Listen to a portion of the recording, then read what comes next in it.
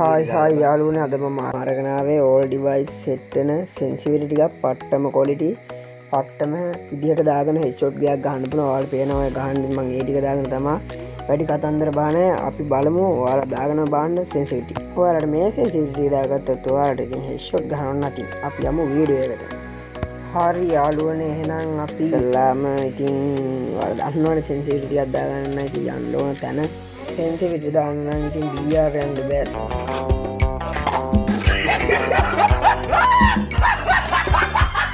sensitivity දාන්න setting එක යන්න වෙනවා යාළුවනේ. ඉතින් අපි ආව setting එකට ඔයාලට බලාගත්ත හැකි මම sensitivity එකට ගියාට පස්සේ sensitivity තියෙන විදිය ඔයාලට දැන් මම දානවා වීඩියෝ එකේ. ඒකෙන් ඔයාලා බලාගෙන හදාගන්න ඔයාලා දාගන්න මේ sensitivity ටික ඔයාලට එතකොට ඔයාලට ගහන්න පුළුවන්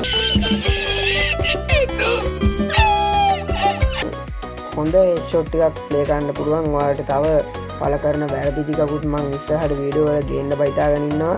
ඔයාලා දැනට මේ sensitivity ගියාගෙන චුට්ටක් ට්‍රේනින් දීලා පුරුදු වෙන්න, කස්ටම් ගහන්න, ඒකේ ගහලා පුරුදු වෙන්න.